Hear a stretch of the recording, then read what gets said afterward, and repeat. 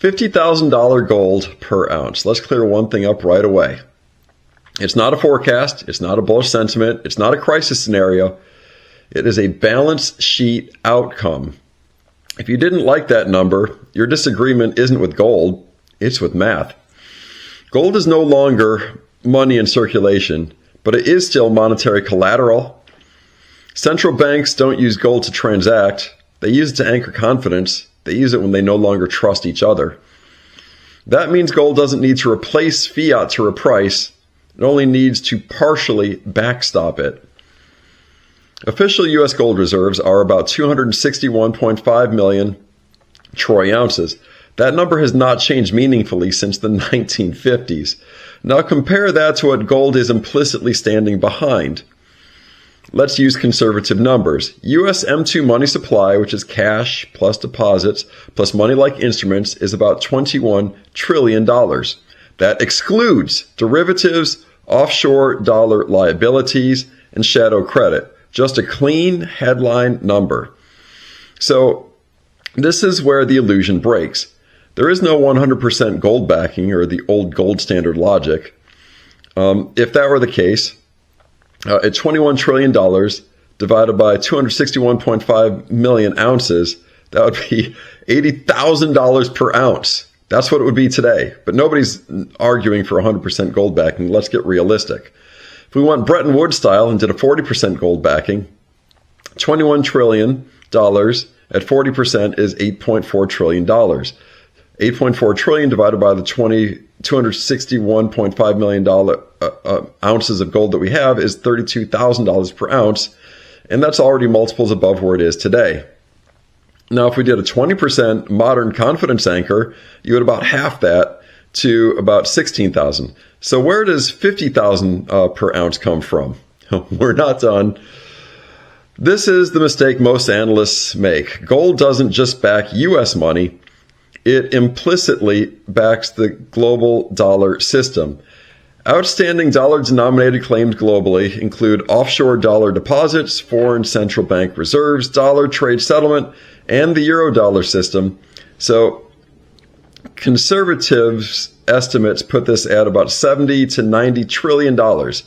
Let's go towards the lower end of that number and say 75 trillion. Global official gold reserves are about 1.1 billion ounces. This includes US, Europe, China, Russia, and so on.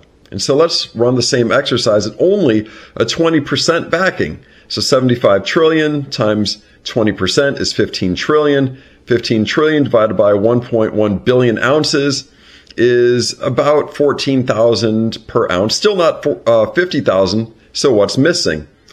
Gold doesn't just back money. It backs trust during transition. When systems reset, they over-collateralize because confidence is fragile. Historically, resets require excess reserves, a margin for error, and buffers against capital flight. That pushes backing ratios higher, not lower. So now let's go back to somewhere between 40 and 50%.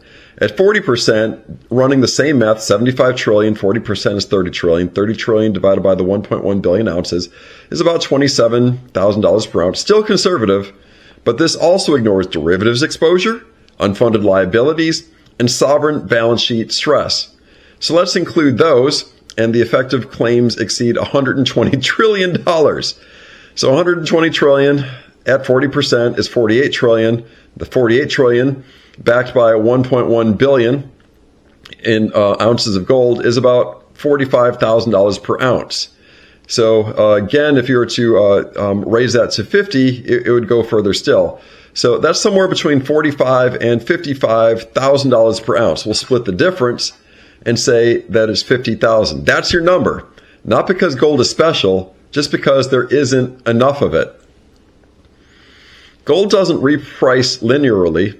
It reprices when credibility cracks, reserves matter again, settlement risk becomes visible, and central banks don't bid gold every day. They revalue it all at once, quietly, on balance sheets, without asking permission. So if gold stays cheap, the system stays stable. If gold needs stabilization, or if the system needs stabilization, gold can't stay cheap. Those are the only two states. A $50,000 per ounce gold price is not bullish, it's math. It's the number required to make the math work again without canceling promises. Gold doesn't predict crises, it prices resolution. When people argue that $50,000 gold per ounce is impossible, what they're really saying is, we don't intend to settle honestly. History suggests otherwise. Come back for part 2 tomorrow when we discuss what this repricing would mean for silver. And then, in the meantime, as always, take care of yourself and each other and build that stack.